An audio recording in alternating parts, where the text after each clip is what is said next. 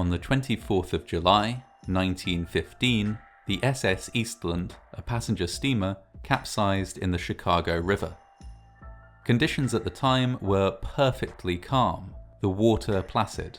There was no fire, no impact from another ship, no explosion. There was barely even any wind. In fact, the ship was still tied up at the dock. Help was on hand almost instantly. The water was relatively shallow, and the boat didn't even completely sink. And yet, despite all this, the Eastland disaster would turn into one of the deadliest in Chicago's history. The Eastland was constructed in Michigan in 1902 and started sailing in 1903, hauling passengers and cargo across the Great Lakes. Over the next few years, she changed hands several times and had a few minor modifications made to her design to improve her speed and make conditions on board more comfortable for passengers.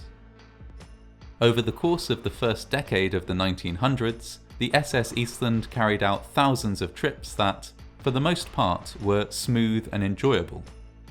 There were, however, a few notable incidents. In July 1904, during a routine voyage, the ship listed heavily and almost capsized, causing much alarm amongst the 3,000 passengers on board. Similar incidents also took place in 1906 and 1912. Both times the ship listed alarmingly to one side or the other, making passengers fearful that it was about to capsize altogether. Following each incident of excessive listing, changes were made to the design of the ship. Cabins were removed to adjust the weight distribution, and the smokestacks were shortened to reduce her height and make her more stable. Additionally, her capacity was reduced several times, going from a maximum of 3,000 passengers down to just 2,570. These changes were all intended to make the ship more stable, but as she changed hands again and again, some owners also made changes that reduced her stability. For example, in 1914 a heavy concrete floor was added high up in the ship. A little later on, following changes in legislation in the wake of the sinking of the Titanic, more lifeboats, rafts and life jackets were also added. Again, all of them stored in the upper parts of the ship. The end result was a vessel that was, quite simply, top-heavy. By 1915, the Eastland was in the hands of the St. Joseph and Chicago Steamship Company, and was mostly running pleasure cruises. On the 24th of July 1915, it was booked out for the exclusive use of the Western Electric Company, along with several other similar ships. Together, they would transport workers from Chicago to a park in Michigan City for the company's annual picnic. Coming at a time when workers had far fewer opportunities to take vacations or go on trips of any kind, this was a much bigger deal than it might be today. Workers and their families attended in droves. At around 6:30 a.m, passengers began boarding the Eastland, and within half an hour it was at full capacity. Many of those on board went below decks to escape a light drizzle that had begun falling, but others remained on deck to enjoy the view. It was at this point that the ship took on a very slight list to one side, something which was quickly noticed by the crew. They attempted to remedy the list by pumping water into ballast tanks, but this was not successful. At 7:28 a.m, with no further warning, the Eastland listed sharply to port and, after a heart-stopping moment, toppled into the water on its port side. The part of the river where it was moored was relatively shallow, little more than 6 meters, or 20 feet deep in fact, and so the capsized vessel didn't sink, but instead came to rest on its side, only partially submerged. Passengers on deck were thrown into the water of the Chicago River. Hundreds of thrashing bodies churned the muddy river into a foam.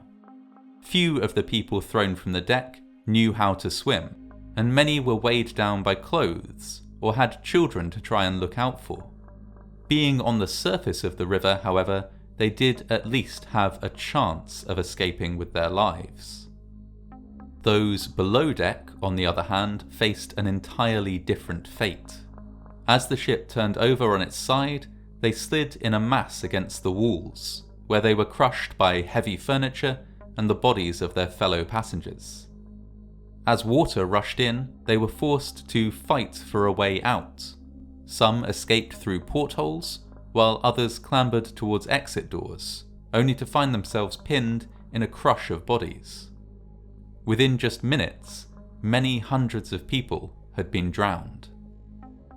Above the water, the scene became a hive of activity. Boats of all kinds converged on the stricken ship and began plucking people from the water as fast as they could. People on the shore flung life preservers and empty wooden crates into the water for survivors to cling to while they awaited rescue, and those who were dragged up onto dry land were sent to hospital in private cars or given shelter by local businesses. Later on, once all those who had survived had been pulled from the water, amateur and professional divers would use their expertise to retrieve the many hundreds of bodies that were trapped below the waterline inside the hull of the ship. In total, 848 people were killed in the disaster, 844 passengers, and 4 members of the ship's crew. Witnesses reported that, quite unusually, there were very few seriously injured. The vast majority either made it out of the water in the first few minutes of the disaster, or simply did not survive. This number of dead was quite unprecedented in Chicago history. For days afterwards, funerals were arranged back to back, with morticians working around the clock to prepare the bodies. There was a shortage of hearses within the city, and church bells tolled for the dead throughout the day and night for several days running. In the aftermath of the disaster, not just 1 but 7 separate inquiries were launched. The legal proceedings which followed were intensely complex and dragged on for many years. So long, in fact, that one of the main suspects, Chief Engineer Joseph Erickson, passed away from natural causes. Once he was no longer alive to defend himself, blame was pinned squarely on him, allegedly for mismanaging the ballast tanks on board the vessel. In this manner, the owners and other operators of the Eastland managed to avoid any legal consequences for the disaster. Looking back now, of course, we can see that no one person was solely to blame for what happened, although many had been negligent or careless.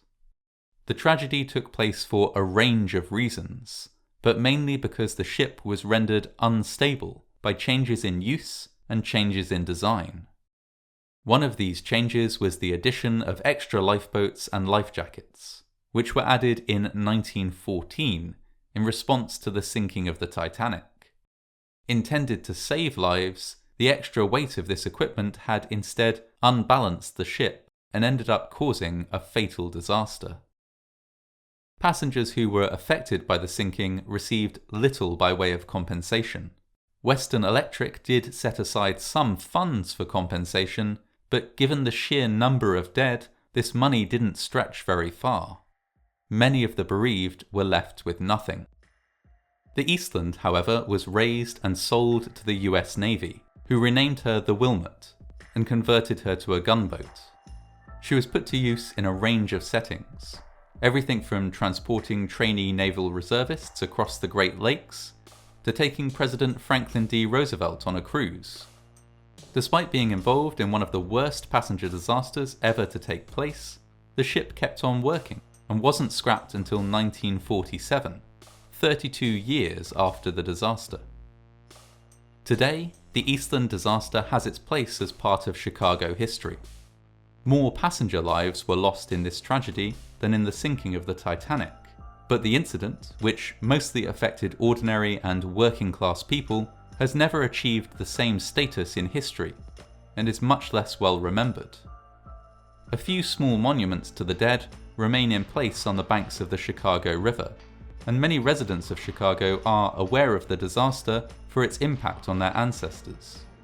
In many ways, though, the disaster which struck the SS Eastland, terrible as it was, has been almost forgotten in the years since.